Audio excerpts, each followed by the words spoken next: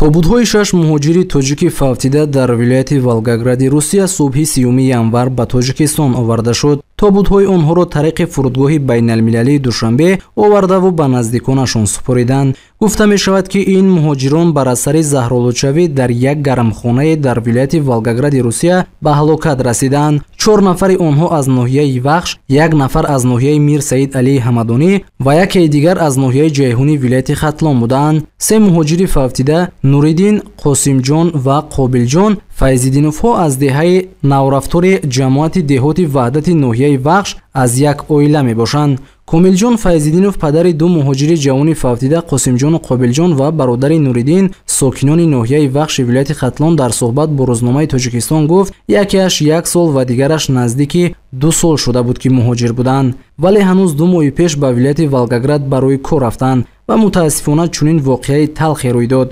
тавре ӯ мегӯяд, ҳанӯз барояшон пурра маълум нест, ки фавтидагон аз чӣ заҳролуд шуданд. дар аксҳо дидем, ки ҳамин 6 нафари фавтида ҳама дар як ҷой паҳлӯи ҳам хобанд. мо ин аксҳоро дар телефон дидаем. чӣ илоҷ? қисмати мо чунин будааст. ӯ бо таассуф гуфт, ки писаронаш ҷавон буданд. қобилҷон 21 сол ва қосимҷон 20 сол дошт. ҳанӯз оиладор набуданд. ния доштем, ки имсол фарзанди калониямонро оиладор кунем, вале афсӯс, ки орзуи ману фарзандонам амалӣ нагардид. бо садои паст ва гирьяолуд гуфт падари 2 муҳоҷири фавтида ва дигар бо мо суҳбат кардан натавонист. қурбоналӣ, яке аз наздикони 3 муҳоҷири фавтида аз ноҳияи Вахш дар суҳбат гуфт, мо танҳо ҳаминро шунидем, ки аз газ заҳролуд шуда фавтиданд. қобилҷону қосимҷон ягона нафароне буданд, ки кор мекарданд ва аҳли оилаи онҳо аз ҳисоби маблағи фиристодаашон зиндагӣ мекарданд. ҳоло саломатии модари муҳоҷирони фавтида хуб нест. аз рӯзе ки хабари марги фарзандонашонро шунидааст, то ҳол мегиряд ин оила мусибати сахте дидаанд. дар ҳақиқат барои ҳар падару модар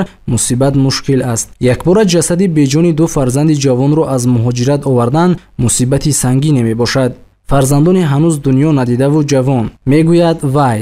ҳамсуҳбати мо гуфт, ки аз Нуриддин Файзиддинов амаки 2 муҳоҷири ҷавони фавтида 4 фарзанд, 1 писар ва 3 духтар ятим мондааст. Нуриддин ҳам барои беҳтар кардани зиндагии худу фарзандонаш ба Русия барои кор рафта буд, вале бо амри тақдир дар ғурбат вафот кард. гуфт ӯ, мардуми деҳа барои дафн кардани муҳоҷирон хизмати зиёд карданд. аз нисфи шаб то ҳол паҳлӯи мо рост истоданд. мақомоти маҳаллӣ барои овардани тобути муҳоҷирон нақлиёти ёрии таъҷилӣ ташкил карданд. аз фурудгоҳ то деҳа тобутҳоро оварданд, ки ин ҳам заҳмати зиёдеро талаб мекунад, таъкид кард вай. аз раёсати хадамоти муҳоҷират дар вилояти Хатлон ба Рӯзномаи Тоҷикистон гуфтанд, ки барои овардани тобутҳо ва изҳори таслият кардан ба наздикони 6 муҳоҷири фавтида намояндагони мо ба фурудгоҳи байналмилалии Душанбе рафта буданд. 2 мошини ёрии таъҷилӣ барои овардани тобутҳои Файзиддиновҳо бо мусибати мо ва мақомоти маҳаллии ноҳияи Вахш ба шаҳри Душанбе бурда будем. мо пайваста ба оилаҳои муҳоҷирони фавтида ва маъюб кӯмак хоҳем кард. 3 муҳоҷири дигари фавтида низ аз ноҳияҳои вилояти Хатлон мебошанд.